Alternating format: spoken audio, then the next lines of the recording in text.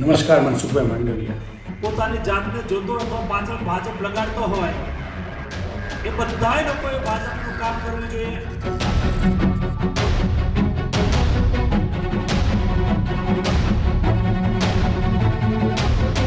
રાજ્યના પૂર્વ કેબિનેટ મંત્રી અને જૂનાગઢના માણાવદરથી ભાજપના ધારાસભ્ય રહી ચૂકેલા જવાહર ચાવડા છેલ્લા ઘણા સમયથી નિષ્ક્રિય જણાઈ રહ્યા છે, પરંતુ હાલમાં જ તેમણે સોશિયલ મીડિયા એકાઉન્ટ પરથી તેમના નામની આગળથી ભાજપનું ચિહ્ન હટાવી દેતા રાજકીય વર્તુળોમાં અનેક તર્ક વિતર્ક થઈ રહ્યા છે. જવાહર ચાવડાએ પોરબંદરના સાંસદ અને કેન્દ્રીય મંત્રી મનસુખ માંડવિયાને ઉદ્દેશીને એક વિડીયો પણ જારી કર્યો છે. તેમાં તેઓ એવું કહેતા જોવા મળી રહ્યા હતા કે મારી એક અલગ ઓળખ છે, મારી ઓળખ પર ભાજપે ઓળખ બનાવી છે. મહત્વનું છે કે મનસુખ માંડવિયાએ એક કાર્યક્રમમાં નામ લીધા વગર જવાહર ચાવડા પર કટાક્ષ કર્યો હતો, ત્યારે જવાહર ચાવડાએ મનસુખ માંડવિયાના એ નિવેદનનો જવાબ આપ્યો છે. તરીકે પોતાની જાતને જોતો અથવા પાછળ ભાજપ લગાડતો હોય એ બધાય લોકોએ ભાજપનું કામ કરવું જોઈએ. છતાંય કોઈ રેહાણા મેં આગેવાનોએ કહ્યું શું કરશું, ત્યારે આગેવાનોએ કહ્યું કે લડી લેશું. તમે બધા લોકોએ લડી લીધું દોસ્તો. અને બીજું, તમે તમારું કામ પૂરું કરી દીધું છે, તમે અમને જનપ્રતિનિધિ બનાવી દીધા છે. હવે અમારી જવાબદારી શરૂ થાય છે. તમારા અને અમારા વચ્ચેનું સંકલન અને સાતત્ય રહે એ બહુ આવશ્યક છે. અહીંયા આપણા અરવિંદભાઈ કહેતા હતા કે મનસુખભાઈ નહીં આવે તો ચાલશે. દોસ્તો, મને ભારતીય જનતા પાર્ટીના કાર્યકર્તાથી બહુ સંતુષ્ટિ છે. ચૂંટણી વખતે મેં કહ્યું હતું કે આપણે ચૂંટણીની પરિભાષા બદલી દેવી છે, અને મેં આખી ચૂંટણી દરમિયાન જોયું દર ચૂંટણીની અંદર જે વ્યવસ્થાઓ હતી એ વ્યવસ્થાઓ આપણે બદલી દીધી. એક પણ કાર્યકર્તાએ મને ફોન નથી કર્યો કે અમારે આ સુવિધા જોશે, અમારે આ વ્યવસ્થા જોશે. ભાજપનો કાર્યકર્તા એ કેટલો કમિટેડ હોય છે દોસ્તો, એ હું ભલી ભાંતિ જાણું છું. નમસ્કાર, મનસુખભાઈ માંડવિયા.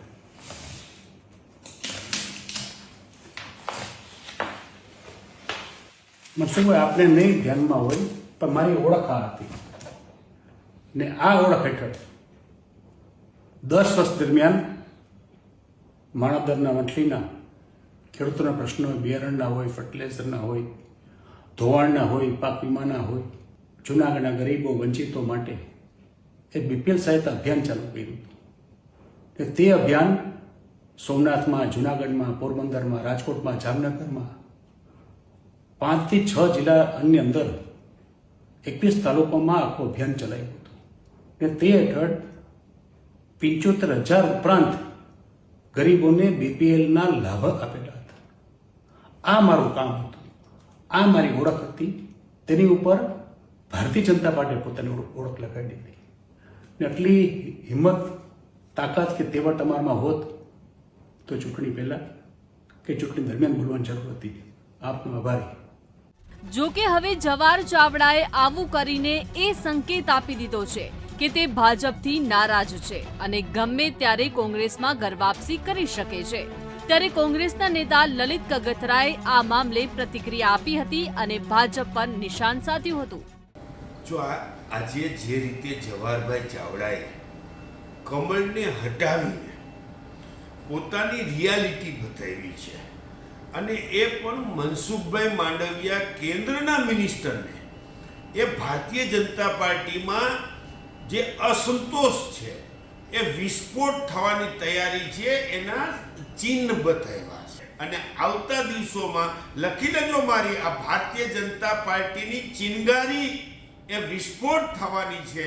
અને જે રીતે સી.આર. પાટીલે કોંગ્રેસના કોઈ પણ લોકોને ગમે તે રીતે ભરતી મેળો કર્યો છે, એ ભરતી મેળો આવતા દિવસોમાં ભાજપને બુમરાંગ થવાનો છે, એ વાત બહુ સ્પષ્ટ છે.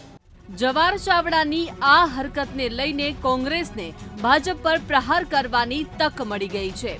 કોંગ્રેસના નેતા હીરા જોટવા અને કોંગ્રેસ પ્રવક્તા મનીષ દોશીએ પણ ભાજપ પર આકરા પ્રહાર કર્યા હતા. જે નેતા છે, નીડર છે, યા તો કદાવર નેતા છે, એને ભારતીય જનતા પાર્ટી પૂરા કરવા માંગે છે. મારી અહીંથી અપીલ છે, કોંગ્રેસમાંથી ગયેલા તમામ નેતાઓને, ધારાસભ્યોને કે એમણે વિચાર કરવાનો સમય પાકી ગયો છે અને ભારતીય જનતા પાર્ટીના નીડર ને નિર્ભય નેતાઓને પણ વિચાર કરવાનો સમય પાકી ગયો કે એ લોકો ક્યાં સુધી દબાઈને યા કઠપુતળીની સરકારમાં રહેશે, એ પણ એક સવાલ છે. જવાહરભાઈ પણ પોતે ભાજપામાં ગુંગળામણ અનુભવે છે અને બીજી બાજુ ભાજપાની અંદર પહેલી વખત લોકસભા ચૂંટાયેલા પોરબંદર વિસ્તારમાંથી તેમને પોતે એમના વિશે ગમે તે કીધું છે. એટલે ભાજપાની અંદર ઉકળતો ચરુ છે અને એ ઉકળતા ચરુનો એક પછી એક ઘટનાક્રમ ધીમે ધીમે સામે આવી રહી છે. 2022ની ગુજરાત વિધાનસભાની ચૂંટણીમાં માણાવદરથી હારી ગયા બાદ જવાહર ચાવડા છેલ્લા ઘણા સમયથી હાંસિયામાં જતા રહ્યા છે. ચર્ચાઓ એવી પણ છે કે ભાજપના જ કેટલાક દિગ્ગજો દ્વારા તેમને સાઇડલાઇન કરી દેવાયા છે. ત્યારે હવે ચાવડાએ ભાજપનું સ્ટીકર ઉખાડી સંકેત આપી દીધો છે કે તે ભાજપથી નારાજ છે અને ગમે ત્યારે કોંગ્રેસમાં ઘરવાપસી કરે છે. હવે આ ઘટના આગામી સમયમાં આવનાર મોટી રાજકીય આંધીના સંકેત આપી રહી છે. જો કે આ રાજકારણ છે અને રાજકારણમાં ગમે ત્યારે ગમે તે થઈ શકે છે. Bureau report, VTV news.